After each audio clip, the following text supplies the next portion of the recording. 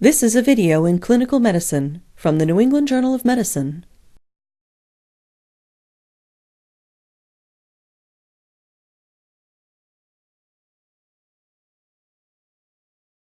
The insertion of a pleural chest tube is often done in a setting where immediate action is required. Nonetheless, adherence to sterility, analgesia, sound technique, and safety are always warranted.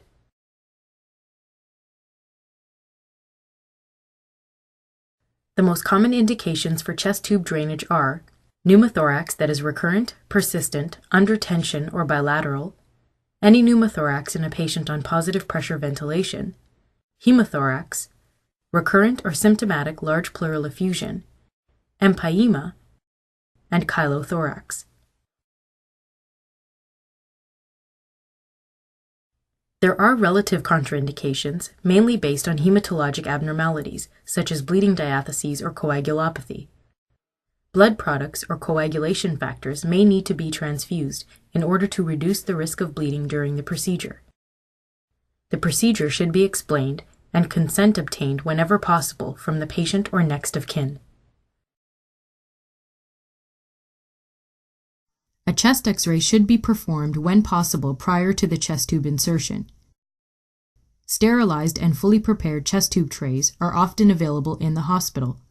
The key materials required in addition are a sterile gown, mask, and gloves, sterile drapes or towels, local anesthetics such as 1% lidocaine, chlorhexidine cleaning solution and sterile pieces of gauze, 25 and 21 gauge needles, 10 cc and 20 cc syringes, a scalpel with size 11 blade, which should be on the chest tube tray, at least 4 or 5 dissecting instruments, such as Kelly curved clamps or artery forceps, which should also be found on the chest tube tray, non-absorbable strong sutures of size 1.0 or greater made of silk or nylon, a chest tube of appropriate size, a sterile drainage system, and dressings for the tube after insertion.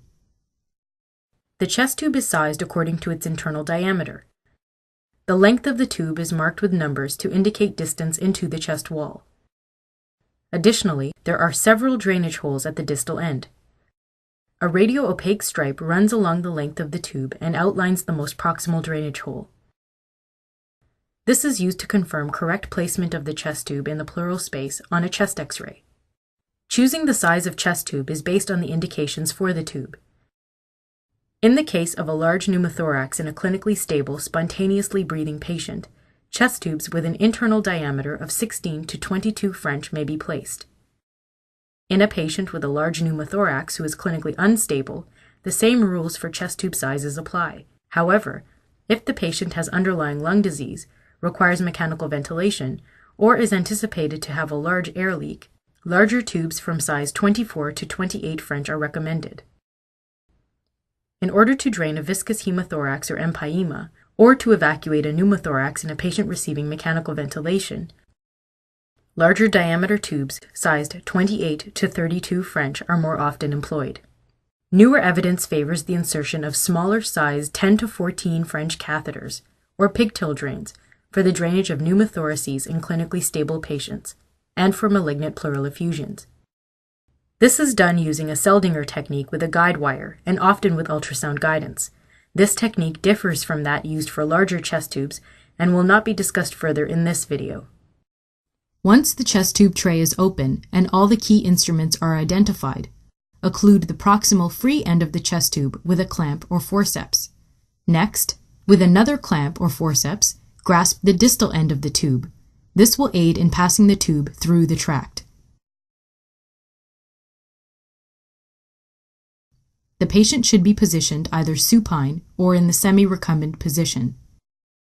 The ipsilateral arm may be maximally abducted to the side of the patient, or, alternatively, positioned behind the patient's head in order to have optimal exposure of the insertion site. The ideal location for the placement of a chest tube is in the triangle of safety, the anatomical region defined by the lateral border of the pectoralis major muscle anteriorly, the mid-axillary line posteriorly, which is also the anterior aspect of the latissimus dorsi, the apex just below the axilla, and the horizontal level of the nipple inferiorly. The nipple line may be an unreliable landmark for female patients due to breast tissue. To help with landmarking, remember that the triangle of safety should approximately lie between the 4th and 5th intercostal space in the anterior axillary line. Start your landmarking by localizing the clavicle. Next, count the rib numbers as your fingers traverse down the anterior chest wall.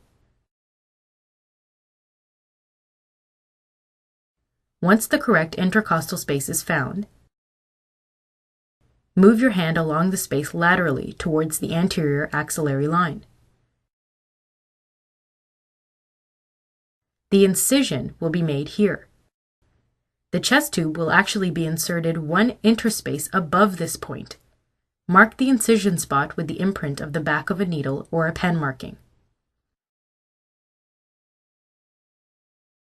Once full barrier precautions are employed, use the chlorhexidine cleaning solution and sterile gauze to create a large sterile field on the patient's skin. Cover the field with sterile drapes so that only the procedure site is exposed. Adequate analgesia is a very important step in this procedure, as chest tube insertions can often be very painful for the patient. The skin, subcutaneous tissues, deeper tissue layers, parietal pleura, and periosteal surface of the rib below the intended insertion site must be generously anesthetized. Using the smallest gauge needle, create a wheel of anesthetic in the skin overlying the landmark spot. Using the larger needle, anesthetize the subcutaneous skin layers through the wheel, aspirating as the needle moves deeper.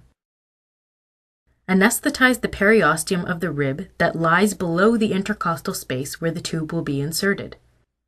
Once the parietal pleura is encountered, a flash of pleural fluid will fill the syringe if a pleural collection is being evacuated.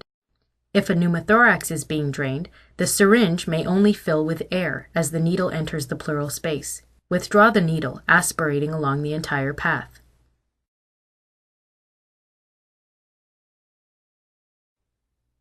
Make an incision approximately 1.5 to 2 centimeters in length above and parallel to the anesthetized rib. Introduce the curved dissecting instrument, such as a Kelly clamp, into the incision. Begin dissecting the subcutaneous tissues in order to reach the intercostal muscles. After dissecting through the subcutaneous tissues, stay on top of the rib to guide the blunt dissection. This will create a diagonal path towards the correct intercostal space. When using a larger chest tube of sizes 24 French or greater, use your index finger to explore the tract being created by blunt dissection. This is done to ensure the larger caliber tube will be able to pass through the tract. Once you have dissected through the subcutaneous tissues and deeper intercostal muscle layers, you will encounter the parietal pleura. Push the clamp gently through the parietal pleura. The entry into the pleural space through the parietal pleura is felt as a give or a sudden release of resistance. Alternatively, you may use your finger to penetrate through to the pleural space.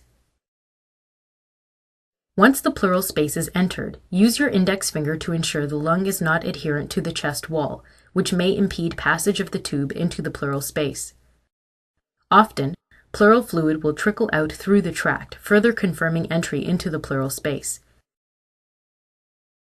Pass the tube through the incision, unclamp the jaws of the Kelly, and then direct the tube through the tract slowly, using your finger as a guide. If the tube is meant to evacuate a pneumothorax, aim it apically towards the top of the lung. If the indication is to drain fluid, aim it basally towards the bottom of the lung. Make note of the depth the tube has passed by keeping track of the numerical markings on the side of the tube.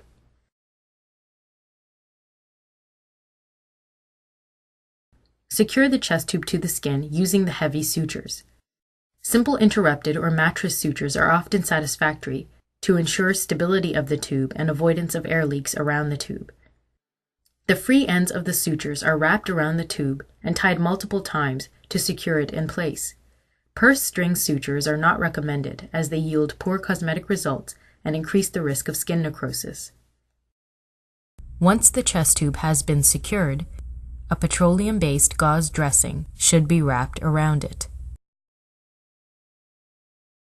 Apply several pieces of sterile gauze around the tube. Secure the site with multiple pressure dressings. A chest X-ray must be done to confirm correct placement. On an X-ray, the radio-opaque stripe is visible with an interruption indicating the position of the proximal hole. This hole must be within the pleural space. Otherwise, it is sitting outside the pleura and not draining effectively. This is an indication to replace the tube altogether. Do not advance the tube into the chest, as this can introduce non-sterile tubing into the chest cavity. Before unclamping the free end of the chest tube, firmly connect it to the sterile drainage system. Now unclamp the free end. If pleural fluid is being drained, the fluid level in the drainage system will rise. If a pneumothorax is being evacuated, air bubbles will appear. Do not reclamp the chest tube while there is bubbling. This may lead to recollection of a pneumothorax and may even result in a tension pneumothorax. Most commercially available drainage systems use the 3-bottle model of closed drainage and suction. The most important bottle is the underwater seal, which serves as a one-way valve that allows air and fluid to leave the pleural cavity without the risk of re-entry during inspiration. All available pleural drainage systems contain the underwater seal bottle. Bubbling may be seen in this bottle. This will indicate whether there is an ongoing air leak either from the patient or from the system itself. The 2 other bottles that may be present in the drainage system are a collection bottle connected directly to the patient for accumulation of pleural fluid and/or debris, and a suction system that connects to wall suction but regulates the amount of suction actually delivered to the pleural space via a column of sterile water. Suction may be applied if there is a persistent pneumothorax despite the underwater seal, or if a viscous pleural collection is not draining effectively. When evacuating chronic large pleural effusions, the risk of re-expansion pulmonary edema has been well described. A stepwise approach to the drainage of chronic large pleural effusions is recommended, not exceeding 1 to 1.5 liters within a 30-minute period. The pleural drainage system must be kept approximately 40 inches below the patient in order to prevent retrograde flow of air or fluid back into the pleural space. There are complications associated with the insertion of a chest tube.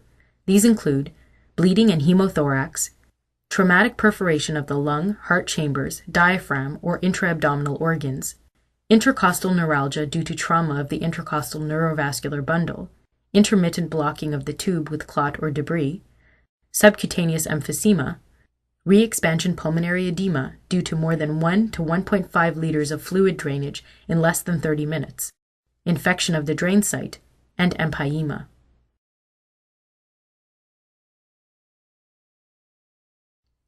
The timing of chest tube removal depends on the indications for the chest tube. In the case of a pneumothorax, bubbling must have ceased, the patient stabilized clinically, and the lung re-expanded on a chest X-ray as minimal criteria to remove the tube. If suction is being applied to evacuate the pneumothorax, most clinicians perform a trial of underwater seal alone in order to ensure there is no further bubbling with the suction turned off. Most physicians will perform a chest X-ray 12 to 24 hours after the last evidence of an air leak prior to removing the tube. The decision to clamp the chest tube to check for a persistent air leak is one that is practitioner dependent, and there is insufficient data to support or refute this practice. If the chest tube was placed to drain pleural fluid, once the drainage volume is less than 200 cc's in a 24-hour period and the fluid is serous, the tube may be removed. If a chest tube was placed for empyema, removal of the tube should be considered only after the patient has stabilized clinically and the drainage criteria are met. If an air leak is persistent or the pleural fluid drainage criteria are not met, a pulmonary specialist or thoracic surgeon should be consulted for more definitive, potentially surgical management. Pneumothorax risk is no different after chest tube removal during end inspiration versus end expiration. Once the sutures are removed, instruct an awake patient to hold his or her breath either after a full inspiration or full expiration, or while performing a Valsalva maneuver. Pull the tube at end expiration if a patient is being mechanically ventilated. Ideally, 2 clinicians should be present during tube removal. Once the tube is removed, quickly seal the incision site with a petroleum-based gauze, reinforced with several pieces of regular gauze on top of it. Secure the site with a pressure dressing. Additional sutures may be required to close the incision. A follow-up chest X-ray should be obtained 12 to 24 hours after the tube has been removed. Closely inspect for any suggestion of a new pneumothorax.